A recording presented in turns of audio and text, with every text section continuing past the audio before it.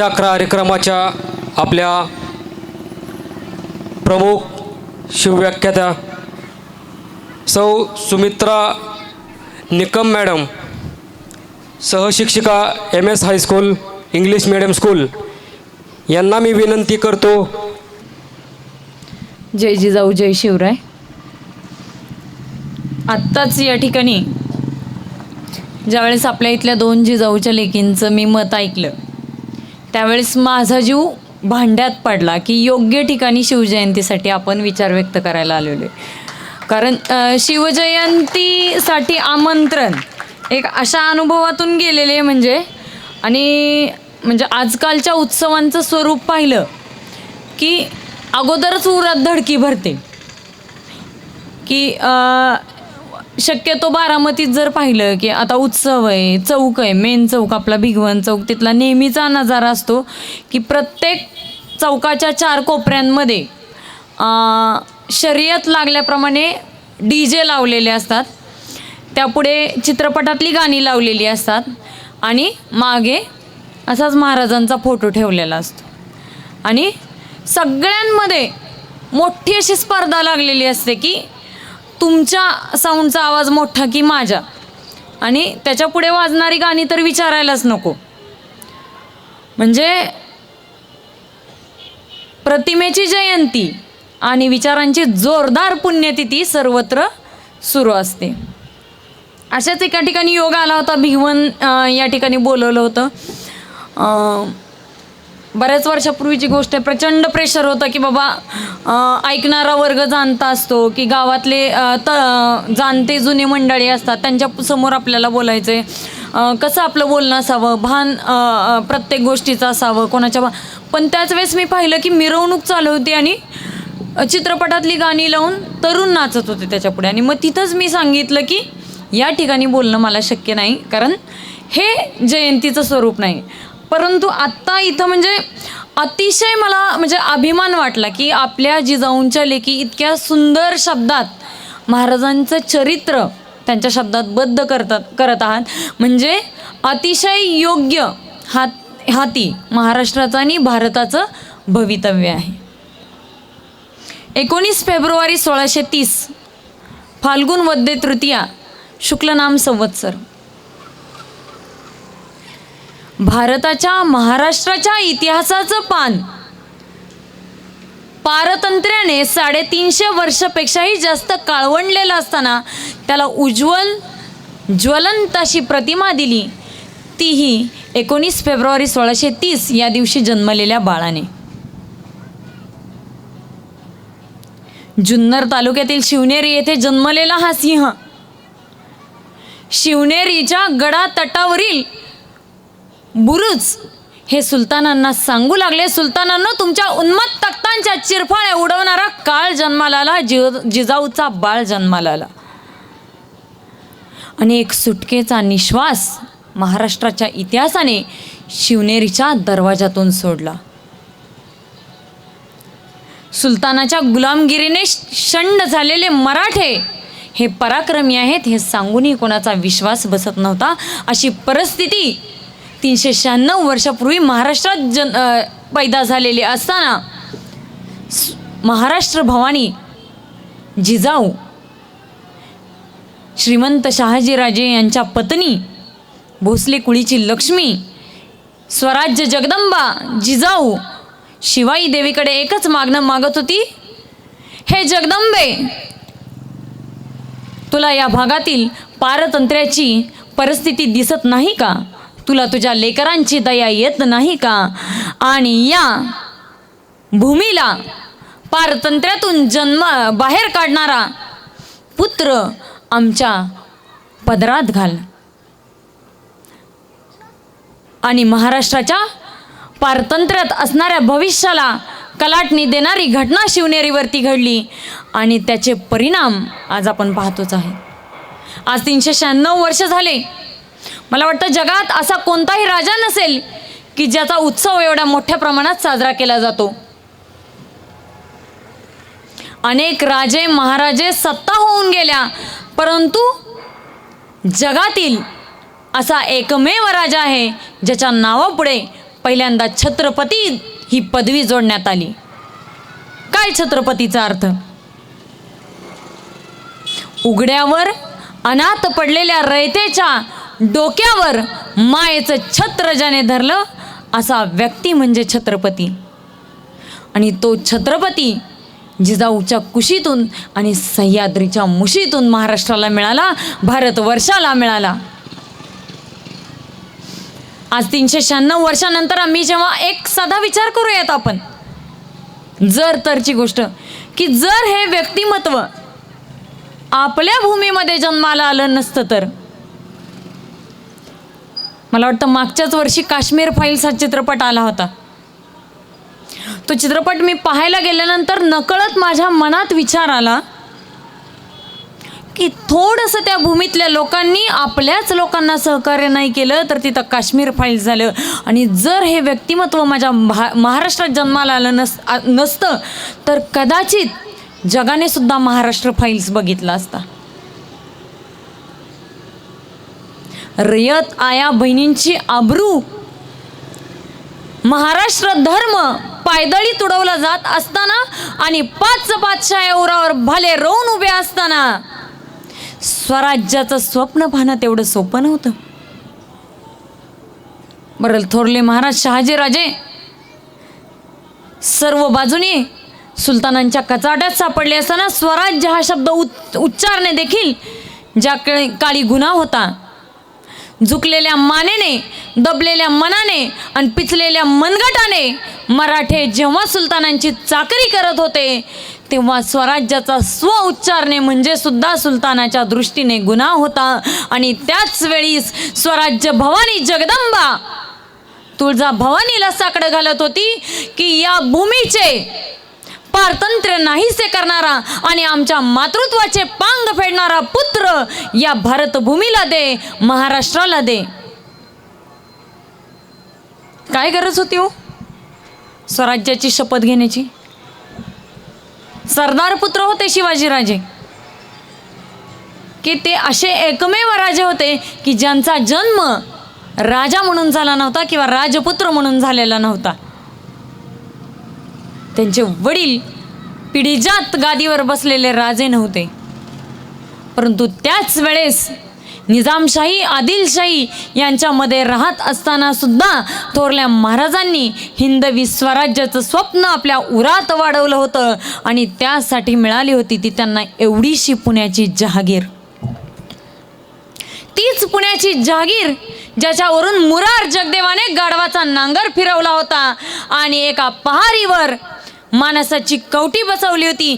आणि ती पहार, पुण्याच्या वेशीत रोवलेली ती पहार, मराठी माणसाच्या छाताडात रोवलेल्या गुलामगिरीच्या पहारीचं प्रतीक म्हणून वर्षानुवर्ष पुण्याच्या वेशीत असताना त्या पुण्याच्या वेशीत एवढ्याशा शिवबाचं बोट धरून जिजाऊ आल्या आणि सांगितलं की ओसाड झालेल्या पुण्याचं पुन्हा एकदा शिवबा तुम्हाला नंदनवन करायचं आहे. आणि ती महाराष्ट्राच्या छताडात रोवलेली गुलामगिरीची पहार मुळापासून रोवून काढून सुलतानाच्या छताडावर उभा राहून भगवा तुम्हाला असं म्हणतापर्यंत पोचवायचं आहे. आणि हाच आईचा संदेश छत्रपती शिवाजी महाराजांनी शेवटच्या श्वासापर्यंत आपल्या काळजात ठेवला. फार सोपं होतं शिवाजी महाराजांचं आयुष्य. 12 मावळातील सरदार घराणी जेव्हा सुलतानाची हुजरेगिरी आणि मुजरेगिरी करण्यात व्यस्त होते त्यावेळेस हे मायलेक स्वराज्याचं स्वप्न पाहत होते.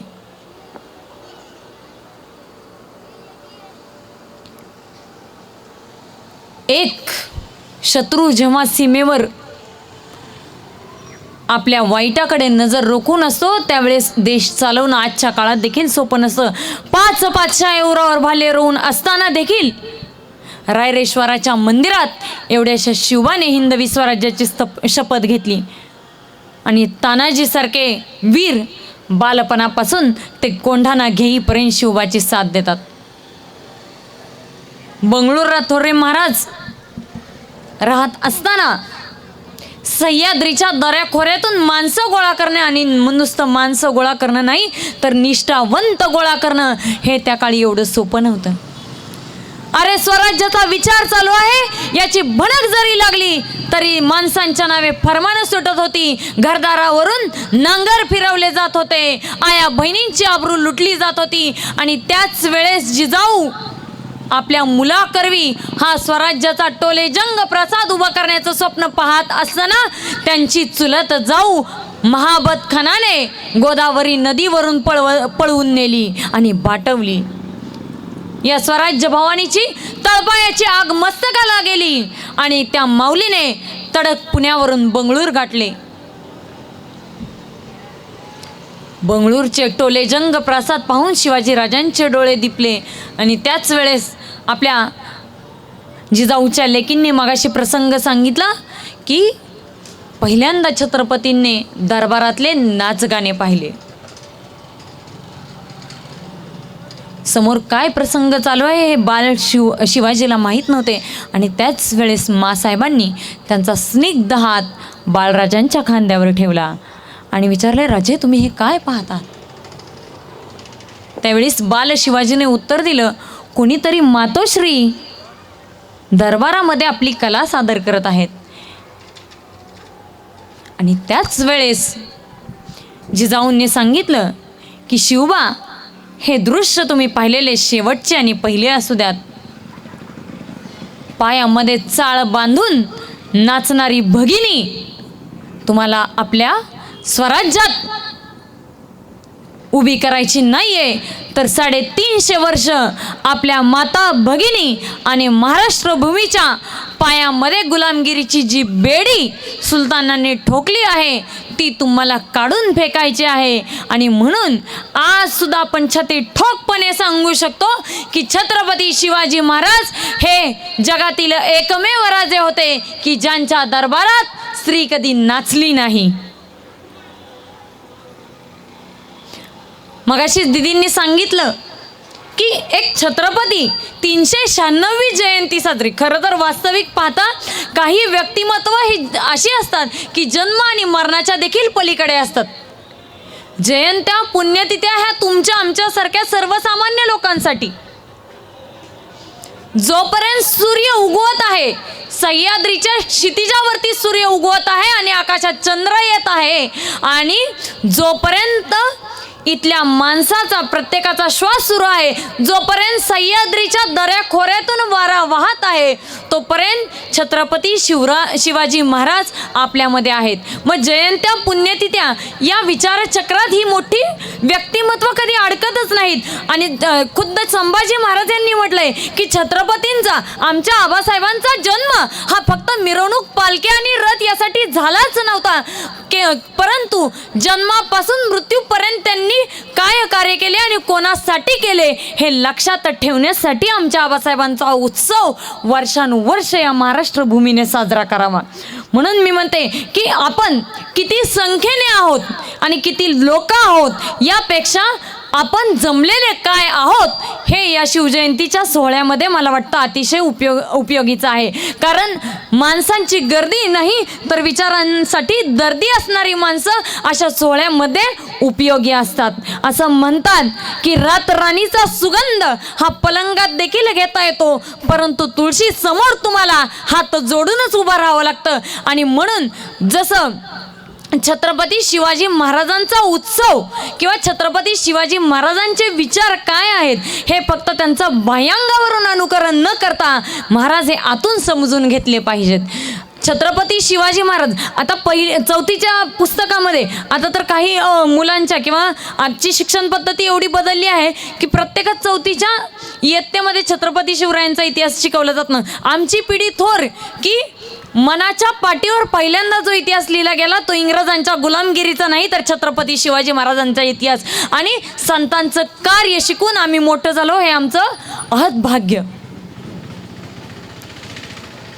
की आज आपण जेव्हा पाहतो की छत्रपती शिवरायांचा इतिहास म्हणजे काय, तर फक्त अफजल खानाचं पोट आणि शाहिस्तेखानाचं बोट म्हणजे छत्रपती शिवरायांचा इतिहास का? याही पलीकडं आजही रयतेच्या मनावर, मातीच्या कणावर आणि विश्वासाच्या प्रमाणावर आपण म्हणतो की छत्रपती शिवराय राज्य करतात, ते या कारणासाठी का? मग आज आम्हाला बऱ्याच जणांना, मगाशी दिदीने सांगितले की किती जणांना आग्र्याहून सुटका, रायरेश्वराच्या मंदिरातली शपथ, अफजल खानाचा वध, शाहिस्तेखानाची बोटं तोडली, या पलीकडे किती जणांना शिवाजी महाराज माहीत आहेत. मी परवा दुर्दैवी एक व्हिडिओ पाहिला की ज्यामध्ये सावित्रीबाई फुले यांचा फोटो ती व्यक्ती दाखवत होती आणि ही व्यक्ती कोणी विचारत होती. त्याच वेळेस कॉलेजमध्ये ज्यांच्यामुळे शिक्षणाचा अधिकार मिळाला अशा मुली सांगत होत्या की या अहिल्याबाई आहेत, या जिजाऊ आहेत. म्हणजे ही अतिशय दुर्दैवाची गोष्ट आहे. मुलांनी देखील, तरुण पिढी असेल, बाह्यांगावरून अनुकरण करूच नाही. परंतु आपण म्हणतो, जेव्हा आपण म्हणतो की अंधार फार झाला, या देशाला जिजाऊचा शिवा पाहिजे, परंतु मला असं वाटतं की या महाराष्ट्राच्या मातीमध्ये 394 वर्षानंतर जर आम्ही जिजाऊ शोधू तर ती आम्हाला सापडेल का? स्वराज्य दिलं, त्याचं सुराज्य करण्याची जबाबदारी या खांद्यावर छत्रपतींनी दिली होती.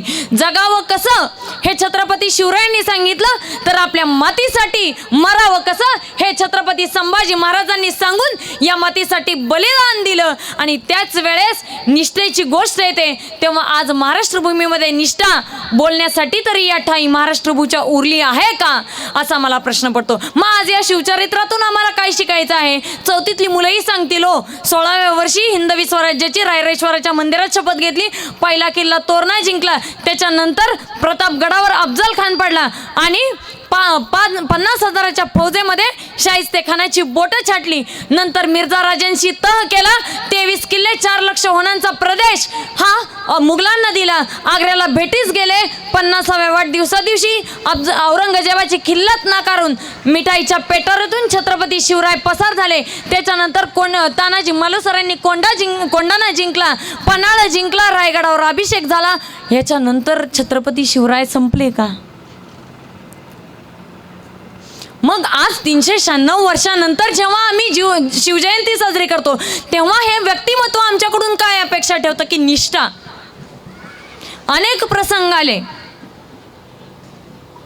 की ज्याच्यातून आम्ही शिकू शकू. आज मला असं वाटतं की जर आम्ही कोणता गुण घ्यायचा असेल महाराजांच्या चरित्रातून, की छत्रपती शिवराय म्हणतात की माझा प्रत्येक मावळा म्हणजे तळहातावर गर्दन पेलून धरणारा शिवाजी. मग आज आम्हाला सुद्धा छत्रपती शिवाजी बनायचंय. मग त्यासाठी आम्हाला कोणाशी युद्ध करायचंय का? सीमेवर जाऊन लढायचंय का? तलवार हाती घ्यायची का? नाही. तर आपल्या क्षेत्रातली सर्वोत्कृष्ट कामगिरी करणे म्हणजे आपल्या क्षेत्रातील शिवाजी होणे.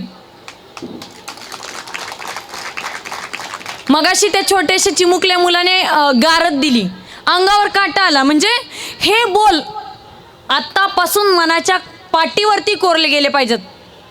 महाराष्ट्राचा इतिहास म्हणजे धारकऱ्यांचा आणि वारकऱ्यांचा इतिहास. म्हणजे हा महाराष्ट्र भजनात आणि कीर्तनात आम्ही टाळ घेऊन रंगतो, नाचतो विठुरायाच्या चरणी. आणि त्याच वेळी जेव्हा माझ्या मातृभूमीकडे कोणी वाकडी नजर करून पाहतो तेव्हा त्याला उवा फाडल्याशिवाय माझा महाराष्ट्र राहत नाही, हा सांगणारा महाराष्ट्राचा इतिहास. आज महाराष्ट्रामध्ये निष्ठेवर बोलायचं म्हटलं तरी काळजाचा थरका फुटतो. मला सांगा की प्रलोभनं, आमिष हे आजच दाखवले जातं की छत्रपती शिवरायांनी अतिशय उत्कृष्ट पद्धतीचं राजकारण आणि समाजकारण केलं. परंतु आज जेव्हा त्याच छत्रपतींच्या महाराष्ट्रातील राजकारण आम्ही पाहतो तेव्हा असा प्रश्न पडतो की छत्रपती शिवराय याच भूमीत जन्माला आले होते का? आणि प्रत्येक राजकारणी जे त्यांचा वसा आणि वारसा सांगतो ते त्यांच्या मार्गावरती चालत आहेत का? कारवाईची भीती तर त्यावेळेसही दाखवली जायची. आज तरी ईडी मागं लागते, त्यावेळेस तर अफजल खान लागत होता. ईडी तरी सोडते पक्ष बदलल्यावर, पण खान साधा नव्हता. असंच मोठं वादळ स्वराज्यावरती आलं होतं आणि एवढंच स्वराज्य असताना स्वराज्याचा घास घ्यायला विजापूरचा सुभेदार अफजल खान खानाचं वैर भोसले कुळाशी हे ताजं नव्हतं. कित्येक मुलांना किंवा कित्येक मोठ्यांना सुद्धा माहीत नाही की छत्रपती शिवरायांना थोरले बंधू होते ज्यांचं नाव होतं संभाजीराजे. आज जेव्हा 4थीच्या वर्गात मी शिकवते तेव्हा मुलं म्हणतात, मीच तुम्हाला माहिती नाही का, तुम्ही चुकीचा इतिहास शिकवताय, शिवाजी महाराजांच्या मुलाचं नाव होतं, मीचलाच इतिहास माहिती नाही. अरे बाळांनो म्हणलं, शिवाजी महाराजांच्या थोरल्या बंधूचं नाव संभाजीराजे होतं की जे कायम बंगळुरात थोरल्या महाराजांसोबत असायचे आणि शिवाजीराजे मासाहेबांसोबत, पिढीजात वैर भोसल्यांसोबत. याच अफजल खानाने दगा करून शहाजीराजांना कैद करवलं होतं आणि युक्तीने शिवाजी महाराजांनी थोरल्या महाराजांना सोडवलं होतं. त्याच्यानंतर दुसरी गोष्ट, कनकगिरीच्या लढाईत मुघलांच्या विरुद्ध जेव्हा एकाच फौजेमधून अफजल खान आणि संभाजी महाराज लढत होते, त्याच वेळेस दगा, याचं नाव दुसरं अफजल खान होतं, त्याने सांगितलं की शंभू राजे आप आगे जाइए, हम फौज लेके पीछे से आते हैं. परंतु त्या कनकगिरीच्या लढाईमध्ये संभाजी राजे अफजल खानावर विश्वास ठेवून पुढे गेले आणि अफजल खानाने मागून त्यांना जाऊन मिळालंच नाही आणि तोफेचा गोळा लागून जिजाऊचं मोठं बाळ अफजल खानाने दगा करून मारलं होतं. आणि त्याच वेळेस आज बघा असा प्रसंग येतो, आपण खूप आपल्या मुलांच्या बाबतीत आपण मुलांची ढाल बनून राहतो की, परंतु आपल्या सौभाग्यावरती टपलेला खान, आपल्या मोठ्या मुलाचा ज्याने जीव घेतला असा खान दुसऱ्यांदा स्वराज्य गिळायला आणि आपल्या मुलाला गिळायला येतोय हे माहीत असताना ती माता डगमगली नाही, तर शिवबा संभाजी राजांच्या मृत्यूचे उसने फेडा खानास फाडा असा आदेश जिजाबाईंनी दिला आणि शिवाजी महाराजांनी तो अन्यायाचा कोतळा प्रतापगडाच्या बुरुजावरती फाडला. मग यातून आम्हाला काय शिकायचं? ज्यावेळेस स्वराज्य काहीच नव्हतं, स्वराज्य सुद्धा त्यावेळी ज्यावेळेस खान चालून आला होता ना, शिवाजीराजांसारखं स्वराज्य सुद्धा बाळ होतं तेव्हा, बाळ.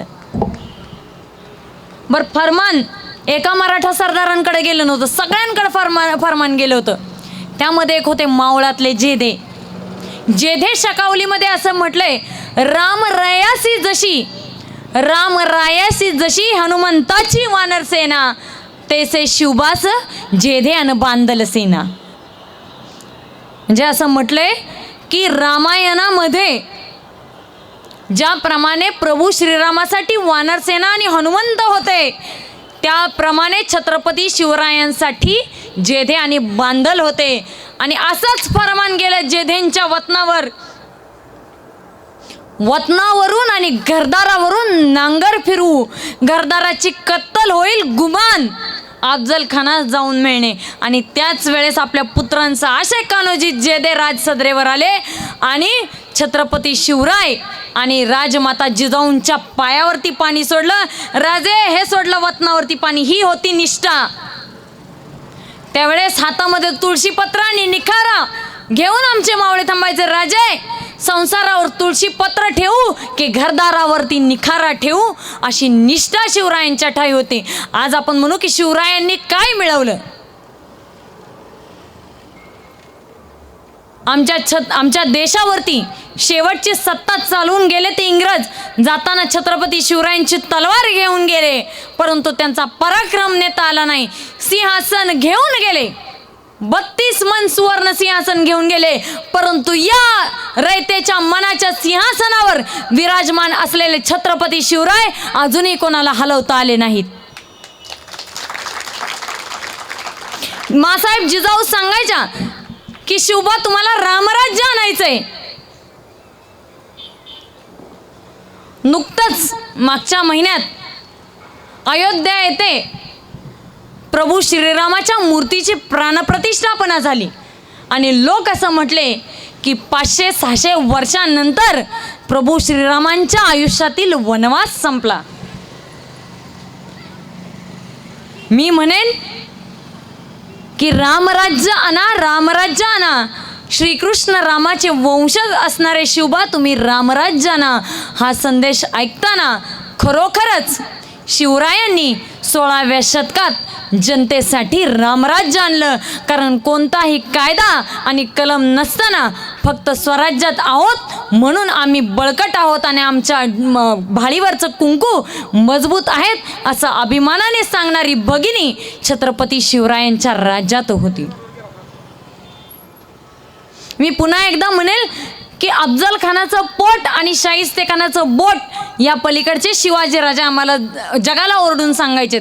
आज आपण म्हणतो की बरेच उत्सव साजरे होतात, परंतु मला असं बऱ्याचदा वाटतंय की हा सह्याद्रीच्या कुशीत घडलेला इतिहास आहे, तो सह्याद्रीच्या कुशीतच आजही रडतोय.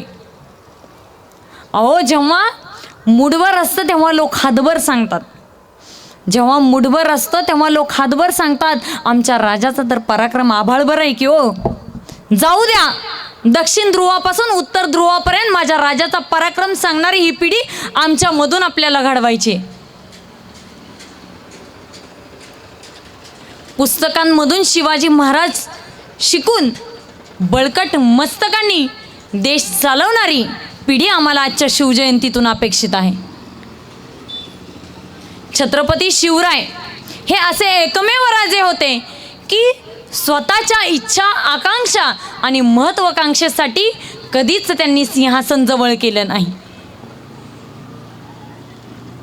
खुद्द स्वतःच्या महाराणींना सांगताना शिवाजी महाराज म्हणतात की या स्वराज्याचे जर तुकडेच करायचे असतील तर स्वराज्यातल्या प्रत्येक घरावरती या सिंहासनाचा अधिकार असेल. मग तेव्हा आम्हाला प्रश्न पडतो की छोट्याशा पदांच्या हव्यासासाठी जेव्हा आम्ही प्रलोभनांच्या मागे पडतो तेव्हा कुठेतरी शिवरायांचा विचार मागे पडतो. आजच्या शिवजयंतीतून काय अपेक्षित आहे? शिवरायांनी राज्य कोणासाठी सुरू केलं होतं? सरदार मनसबदारांसाठी? मुळीच नाही. जी रयत, शेतकरी भरडला जात होता त्यांच्यासाठी. आज शिवरायांच्या राज्यात जाणता राजा असं त्यांना म्हटलेले. महात्मा फुले यांनी कुळवाडी भूषण शककर्ते म्हटलंय, म्हणजे शेतकऱ्यांचा राजा, म्हणजे उभ्या गनिमाला उभा फाडून गनिमांच्या प्रेताची रास लावणारा राजा स्वतःच्या प्रजेला सांगायचे की रयतेच्या भाजीच्या देठासही धक्का न लावणे, रात्री झोपते समयी दिव्याची वात मालवणे. कारण एखाद्या छोट्या प्राण्याने जर वात पळवली तर गंजीच्या गंजी पेटतील आणि शेतकऱ्याचं नुकसान होईल. म्हणजे आज जेव्हा माझ्या महाराष्ट्र भूमीमध्ये शेतकऱ्यांची, सामान्य रयतेची अवस्था पाहतो तरी मला असं वाटतं की आज माझ्या राजांच्या विचारांची कुठेतरी जागोजागी पुण्यतिथी होत आहे. अहत तंजावर ते तहत पेशावर राज्याचं स्वप्न बघणाऱ्या औरंगजेबाच्या महत्वाकांक्षेच्या वारूला खीळ बसवणारी स्वराज्य व्यवस्था निर्माण करणारा राजा माझ्याच माणसांमध्ये, माझ्याच स्वराज्यामध्ये आज त्याचे विचार उपरे ठरत आहेत. तेव्हा असं वाटतंय की होय, ज्या सह्याद्रीच्या कुशीतून महाराजांनी भगवा फडकवला, फिरवला, त्याच सह्याद्रीच्या कुशीत आज माझ्या राजाचा इतिहास रडतोय. काल्पनिक गोष्टी आज आमच्या मुलांना माहीत आहेत, परंतु स्वराज्यासाठी प्राणाची आहुती देणारे एक एक मावळे, स्वराज्याचे शिलेदार आणि स्वराज्य किल्ल्याचे बुरुज आज आम्हाला माहीत नाहीत. आज युवा वर्गाकडून अपेक्षा ठेवताना मी महिला वर्गाकडूनही अपेक्षा ठेवेल. कारण शिवरायांचा विचार जेव्हा आपण म्हणतो की मुलांमध्ये दिसला पाहिजे, इथल्या शिलेदारांमध्ये दिसला पाहिजे, तर मला असं वाटतं की ज्याप्रमाणे स्वराज्य जिजाऊच्या कुशीत रुजलं त्याप्रमाणे हा विचार माझ्या महिलांमध्ये पहिल्यांदा रुजला पाहिजे.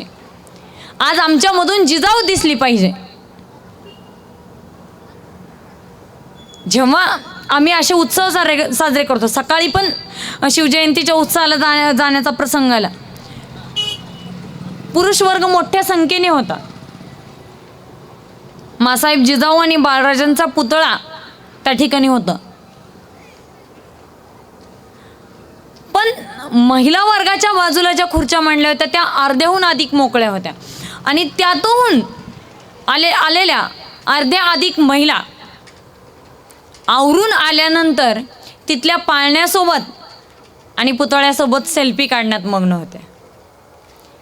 एकीकडे जयंतीचा कार्यक्रम सुरू होता. तर मला असं वाटतं की काय अपेक्षा आहे? स्वराज्य झालंय, स्वराज्य देवतेच्या चरणी असंख्य व्यक्तींनी आपल्या मस्तक जास्वंदीच्या फुलाप्रमाणे खुडून स्वराज्य देवतेच्या चरणी अर्पण केले. खूप नशीबवान आहोत आपण. एवढे खंड, एवढे देश असताना सुद्धा आपला जन्म या महाराष्ट्र भूमीत झाला. पूर्वजन्मीचं काहीतरी नक्कीच आपण पुण्य केलेलं आहे, परंतु आता या जन्माचं सार्थक करण्याची वेळ आज आलेली आहे. व्यक्ती जन्माला येतात जातात, अनेक जीव आहेत, किडे आहेत, मुंगे आहेत, प्राणी आहेत, परंतु आपल्याला मनुष्य जन्म मिळालेला आहे. आणि स्वराज्याची क्रांती ज्या व्यक्तीने घडवली अशा छत्रपती शिवरायांच्या भूमीत आपला जन्म झालेला आहोत. याची जाणीव ठेवून प्रत्येक आपल्या आयुष्याच्या प्रत्येक क्षणावर याच व्यक्तीचं आणि याच माता पुत्राचं आपल्या आयुष्यावरती राज्य असावं असं म्हटलं तरी वावगं ठरणार नाही. आज मी एक स्त्री आहे, एक माता आहे. एखाद्या बालकाला जन्म देणं हे एखाद्या किती अवघड आहे हे स्त्री एखादी सांगू शकते, परंतु स्त्री बालकाला जन्म दिल्यानंतर माता होते, परंतु प्रत्येक स्त्री राजमाता होत नाही. मग काय दिव्य करावं लागतं राजमाता होण्यासाठी? जेव्हा एखादी स्त्री 9 महिने आपलं बालक पोटात वाढवते तेव्हा ती माता होते, परंतु छत्रपती शिवरायांच्या माता जिजाऊ यांनी ते बालक 9 महिने पोटात वाढवलं आणि स्वराज्य आजन्म आपल्या नजरेत वाढवलं. ज्या ज्यावेळी छत्रपती शिवराय संकटातून तावून सुलाखून बाहेर आले त्यावेळी या मातेने त्या प्रसूती वेदना अनुभवल्या. म्हणूनच विदर्भात बुलढाण्यात जन्माला आलेली ही राजमाता जिजाऊ लखुजीराव जाधवांची लेक भोसले कुळीची लक्ष्मी बनून मराठवाड्यात शहाजीराजांसोबत वेरुळास आली आणि छत्रपती शिवरायांना जन्म दिला तो पश्चिम महाराष्ट्र शिवनेरीवर. आणि छत्रपती शिवरायांना छत्रपती झालेलं पाहून कृतार्थ होऊन आपला देह ठेवला तो रायगडी कोकणात. म्हणजे अवघा महाराष्ट्र या राजमातेच्या कर्तृत्वाने व्यापला गेला आहे असं म्हटलं तरी वावगं ठरणार नाही. आज 396व्या जयंती दिवशी बोलताना मी एवढीच अपेक्षा व्यक्त करते की इथला प्रत्येक माणूस, इथं बसलेला प्रत्येक व्यक्ती, प्रत्येक महिला, प्रत्येक बालक एक जबाबदार छत्रपती शिवरायांचा मावळा म्हणून आम्हाला आमच्या आयुष्याच्या एकाही क्षणी वावगं वागण्याचा आम्हाला अधिकार नाही. तेव्हा मी म्हणेल की खरी शिवजयंती साजरी झाली. की ज्या ज्या वेळेस मोहाचे क्षण येतील, या मातृभूमीशी, माझ्या भूमीशी आणि माझ्या लोकांशी प्रतारणा करण्याचा विचार येईल, त्यावेळी हे शिवचरित्र मी आठवेन. त्यावेळीस माझ्या राजापुढे नतमस्तक झालेली झुकलेली मान मी आठवेन आणि त्या मोहाच्या क्षणापासून मी मला दूर नेईन. इथल्या प्रत्येक मातेची, इथल्या प्रत्येक स्त्रीची ही जबाबदारी आहे की जन्म मला स्त्री म्हणून मिळालेला आहे, तर मी आजन्म शिवकन्या म्हणून किंवा जिजाऊची लेक म्हणूनच माझ्या शेवटच्या श्वासापर्यंत राहील.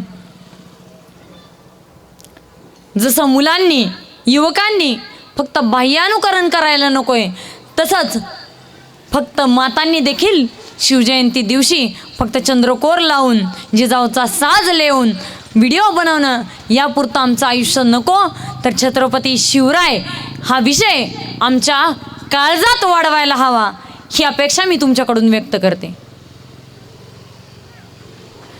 छत्रपती शिवरायांचे प्रत्येक प्रसंग आम्ही जेव्हा आठवतो, 6 जून रोजी छत्रपती शिवरायांचा राज्याभिषेक झाला 74 साली. रायरीचा किल्ला होता जो चंद्रराव सूर्यराव मोरेंच्या जहागिरीत छत्रपती शिवरायांनी स्वराज्य स्थापनेच्या वेळी जिंकला होता. दूरदृष्टिकोन कसा असावा, काय काय गोष्टी माझ्या राजाच्या चरित्रातून मी शिकायला हव्यात.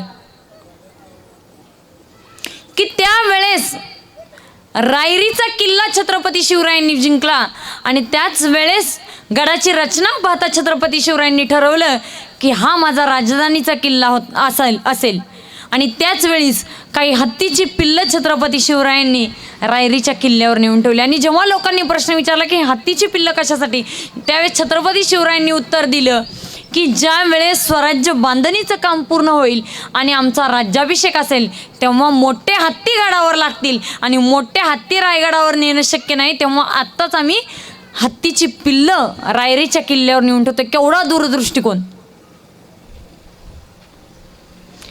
आणि स्वराज्य बांधणीचं काम पूर्ण होता होता हिरोजी इंदलकरांना जेव्हा छत्रपती शिवराय बोलून घेतात आणि हिरोजी इंदलकर महाराजांना विचारतात की राजे, राजधानीचा गड कसा असावा, तेव्हा छत्रपती शिवराय असं सांगतात, 2च वाक्यात राजधानीच्या किल्ल्याचं वर्णन करतात. राजधानीच्या किल्ल्यावर पोचावं ते पावसाच्या धारा आणि वाहणारा वारा यांनीच. आणि त्या वर्णनावर न भूतो न भविष्यती स्वराज्याचा टोलेजंग प्रसाद रायगड हिरोजी इंदलकर उभं करतात. आणि त्यानंतर छत्रपती शिवराय विचारतात की हिरोजी तुम्हाला या बदल्यात हवं तरी काय. आज जर एखादी गोष्ट उभी केली आणि कोणाला विचारलं तुम्हाला काय हवं, तर पदांची आणि वस्तूची ढिगभर रांग सांगितल्याशिवाय आणि यादी सांगितल्याशिवाय मला वाटतं आजची माणसं राहणार नाहीत. त्या काळात छत्रपती शिवरायांना हिरोजी इंदलकरांनी सांगितलं की ज्या जगदीश्वराच्या पायरीला आपले पवित्र पाय लागतात त्या पायरीवर फक्त आमचं नाव लिहिण्याची संधी द्यावी. मला वाटतं काश्मीरला नाही जाता आलं तरी चालेल, काशी मथुरेला नाही जाता आलं तरी चालेल, परंतु आयुष्यात एकदा तरी त्या दुर्गेश्वर रायगडावरती नक्की जा. कारण रायगड म्हणजे भव्य हिमाचल तुमचा आमचा, भव्य हिमाचल तुमचा आमचा, केवळ माझा सह्य कडा, गौरी शंकर उभ्या जगाचा, मनात पूजन रायगडा, असा दुर्गेश्वर रायगड हिरोजी इंदुलकरांनी बांधला. आणि त्या पायरीवर लिहिलं सेवेची ठाई तत्पर हिरोजी इंदुलकर. ही स्वराज्य निष्ठा जपणारी माणसं छत्रपती शिवरायांनी उभी केली. अधिकाराची एकवाक्यता होती. आज बघा माणसांमध्ये मेळ नाही, आपले कोण परके कोण याची गंती माणसाला उरलेली नाही.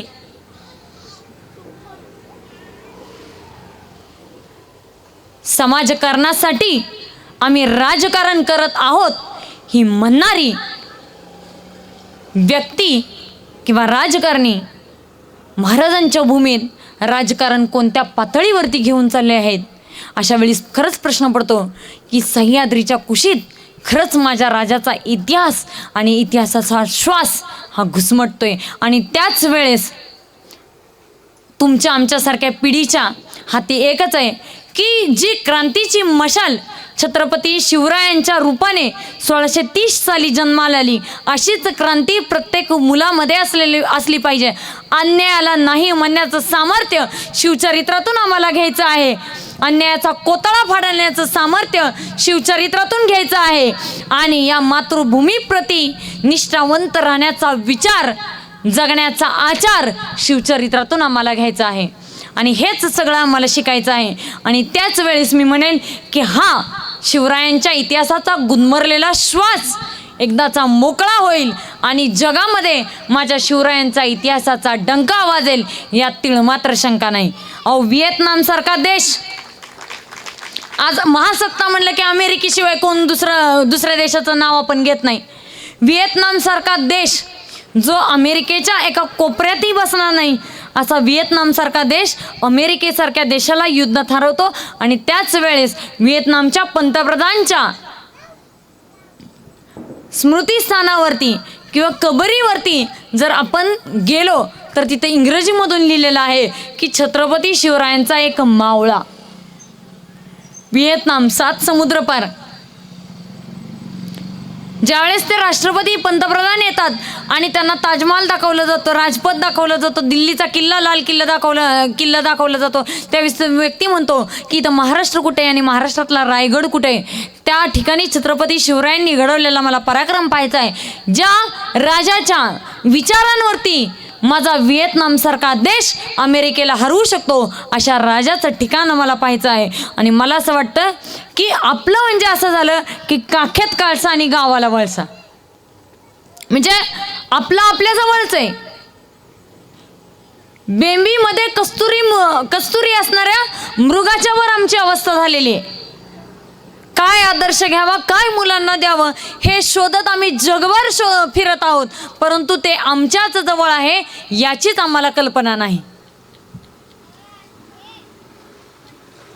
म्हणून मी म्हणते की छत्रपती शिवराय आधी, आपण कोणतीही गोष्ट जगाने आपली म्हणायच्या आधी आपण त्याला आपली म्हणावी लागते.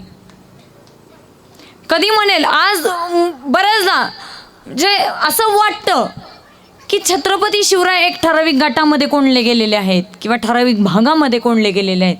आज अखंड भारतात मोगलांचं राज्य असताना छोट्याशा जहागिरीपासून अवघा महाराष्ट्र, अवघा भारत भगवं करण्याचं सामर्थ्य छत्रपती शिवरायांमध्ये होतं. आणि त्याच वेळेस राजपूत ही क्षत्रिय जमातसुद्धा, राजपूत वर्गसुद्धा भारतामध्ये असताना देखील तिथं मुघलच राज्य करत होते. आणि त्याच वेळेस छत्रसाल बुंदेलासारखा एक राजपूत छत्रपती शिवरायांकडे येतो आणि म्हणतो की मला आश्रय द्या राजे, कारण मला तुमच्या मदतीने पुन्हा एकदा राजपुतानेची भूमी मुक्त करायची. आणि त्याच वेळेस भूमीचा मोह नव्हता. छत्रपती शिवराय सांगतात की राजपूत म्हणजे साक्षात प्रभू श्रीरामांचे वंशज आहोत, तुम्हाला आमच्या अधिकाराची सहाय्याची आवश्यकता नाही.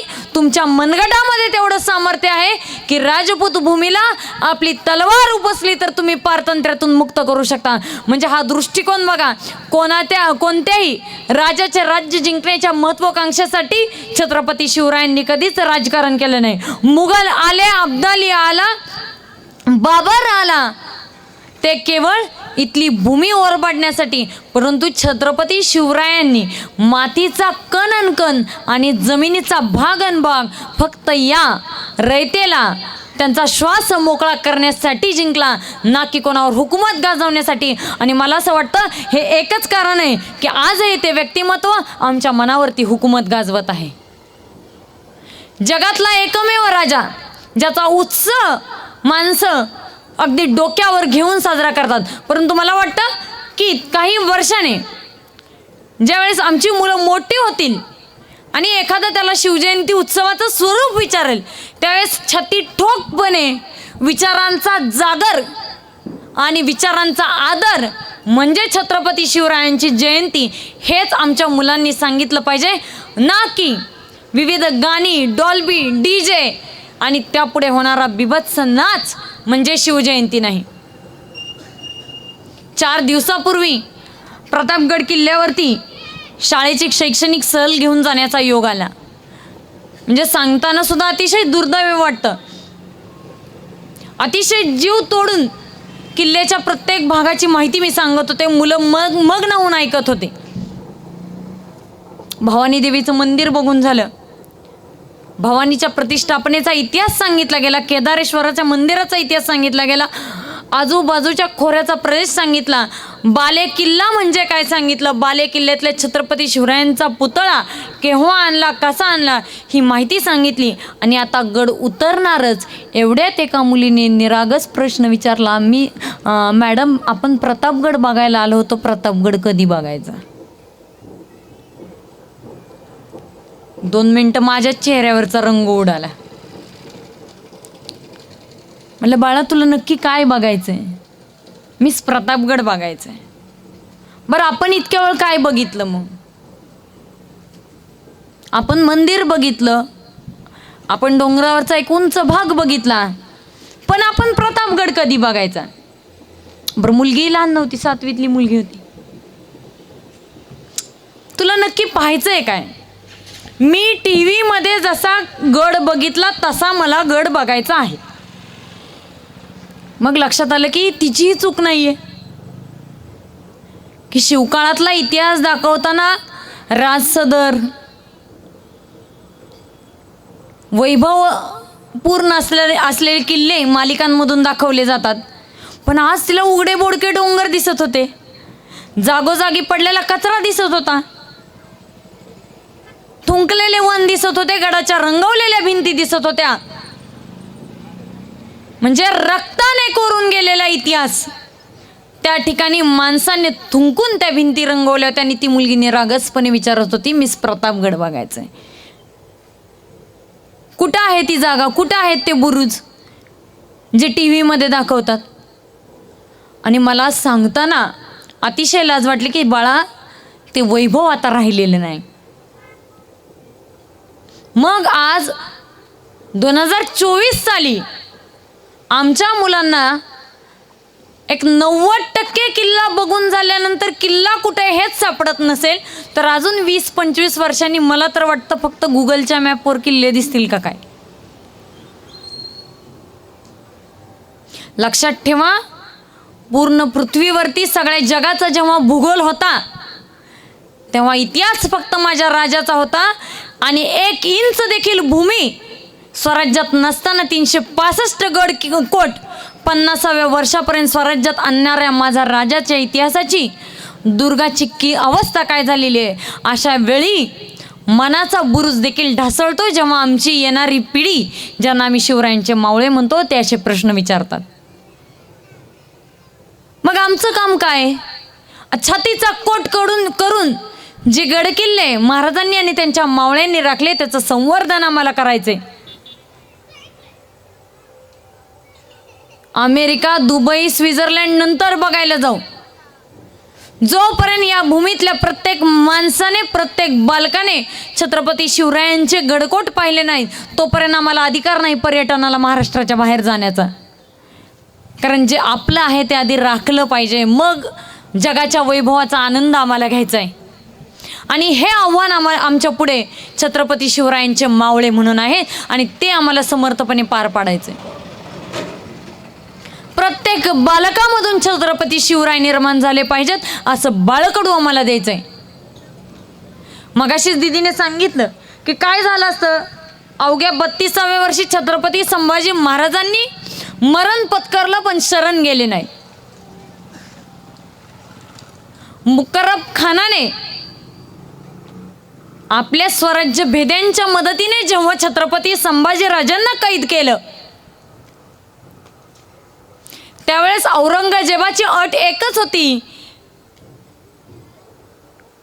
की संभा तुझ्या वडिलांनी जिंकलेले प्रत्येक गडकिल्ले आमच्या ताब्यात दे आणि आमची चाकरी स्वीकार. परंतु जहागिरी आणि वतनावरती वडिलांनी पाणी सोडलं हा आदर्श छत्रपती संभाजी महाराजांचा होता आणि त्यांनी ते औरंगजेबाचं फरमान असेल किंवा मागणी ती दुडकाळून लावली.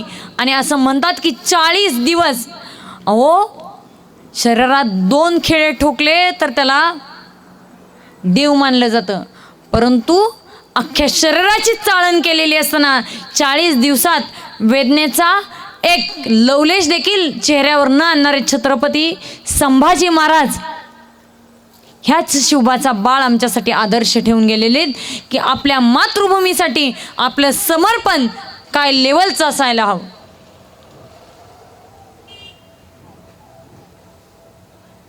गरम तापत्या सळया छत्रपती संभाजी महाराजांच्या डोळ्यात घातले जात असताना संभाजी महाराजांचे करवंदासारखे डोळे आभाळाला प्रश्न विचारत होते. आबासाहेब, ज्या डोळ्यांनी आम्ही हिंदवी स्वराज्य पाहिलं ते डोळे आता राहणार नाहीत, परंतु त्या डोळ्यातला स्वाभिमान जोपर्यंत चंद्र सूर्य असतील तोपर्यंत आम्ही ज्वलंत ठेवू आणि तो अभिमान माझ्या महाराष्ट्र भूमीतल्या प्रत्येक नागरिकाच्या उरामध्ये लावासारखा आमचं बलिदान उसळत ठेवेल याची आम्ही खात्री देतो. जास्वंदीच्या फुलाप्रमाणे मस्तक छत्रपती संभाजी महाराजांनी खुडून स्वराज्य देवतेच्या चरणी अर्पण केलं आणि ते बलिदान आम्हाला सांगतं की या मातृभूमीची प्रतारणा करण्याचा अधिकार एकाही शिवभक्ताला आणि शंभू भक्ताला या भूमीमध्ये नाही. भारतीय नेव्हीचे जनक म्हणून छत्रपती शिवरायांना ओळखलं जातं की ज्या काळात समुद्र पर्यटन निषिद्ध, प्रवास निषिद्ध होता त्या काळी आरमार बांधणारे छत्रपती शिवराय हे एकमेव राजे होते. आणि छत्रपती शिवरायांनी सांगितलं होतं की भविष्यामध्ये माझ्या भारतभूमीला, माझ्या मातृभूमीला धोका असेल तर तो वरून येणाऱ्या शत्रूचा. आणि हाच विचार जागा ठेवून सिद्धीच्या मुसक्या छत्रपती शिवरायांनी त्याच वेळेस आवळल्या होत्या. कोकणात दंडाराजापुरीला गेल्यावर जेव्हा तुम्ही जंजिऱ्याला भेट देता त्यावेळेस तिथले गाईड अतिशय अभिमानाने सांगतात की अजिंक्य असा जंजिरा म्हणजे मराठ्यांना कधी जिंकता न येणारा किल्ला असा जंजिरा. परंतु कोणताही गाईड तुम्हाला हे सांगत नाही की त्याच जंजिऱ्यावरच्या सिद्धी नावाच्या सर्पाला जंजिऱ्यातच कोंडून मारणारा पद्मदुर्ग जंजिराच्या छताडावर छत्रपती शिवरायांच्या छाव्याने म्हणजे संभाजी महाराजांनी उभा केला होता.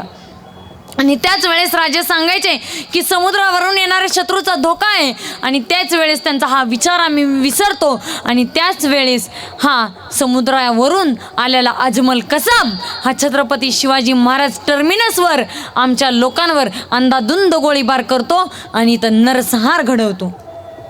मग त्यावेळेस असं वाटतं की कुठंतरी छत्रपती शिवरायांचा विचार ज्या वेळेस बाजूला पडेल त्यावेळेस माझी मातृभूमी संकटात येईल आणि त्यासाठी हा विचार ज्वलंत आम्हाला आमच्या उरात ठेवायचा आहे. आणि प्रत्येक आमचा इथं जन्मलेला मुलगा तळहातावरती गर्दन पेलून धरणारा शिवाजीच असेल ही खात्री आम्हाला छत्रपती शिवरायांच्या चरणी व्हायची आहे. आणि मी तर म्हणेल की त्यावेळेस छत्रपती शिवराय जिथं कुठं असतील, मी मगाशी पण म्हटलं की अशी काही व्यक्ती असतात की जन्ममृत्यूच्या फेऱ्यात अडकत नाहीत. म्हणजे अजरामर जोपर्यंत चंद्र सूर्य तारे आहेत तोपर्यंत ही व्यक्तिमत्व आपल्यात असतात. फक्त आपल्याला त्यांचा अनुभव घ्यायचा असतो. आणि त्याच वेळेस या व्यक्तिमत्वांना आम्हाला शपथपूर्वक सांगायचं असतं की राजे तुम्ही आमच्यासाठी जे बलिदान दिलं, तुमच्या मावळ्यांनी येसाजी तानाजी बाजी यांनी जे बलिदान दिलं ते आम्ही कधी वाया जाऊ देणार नाही. आमच्या रक्तामध्ये शेवटचा थेंब असेपर्यंत या स्वराज्याशी आम्ही इमानदार राहू हे आपल्याला वचन छत्रपतींच्या चरणी आज आम्हाला द्यायचं आहे. आणि इथला प्रत्येक माणूस घरी जाताना शिवविचार घेऊन जाईल याची खात्री आम्हाला इतिहासाला द्यायची आहे. म्हणून एवढंच म्हणेल जाता जाता, अशी पाऊले या पृथ्वीच्या रस्त्यावरती प्रकाश पेरीत चालत होती, अशी पाऊले या पृथ्वीच्या रस्त्यावरती प्रकाश पेरीत चालत होती. म्हणून धरती सूर्यकुळातून तुटली नाही, तिमिराचे तट भेदून माणूस चालत राही, तिमिराचे तट भेदून माणूस चालत राही. जय जिजाऊ, जय शिवराय, जय संभाजीराजे.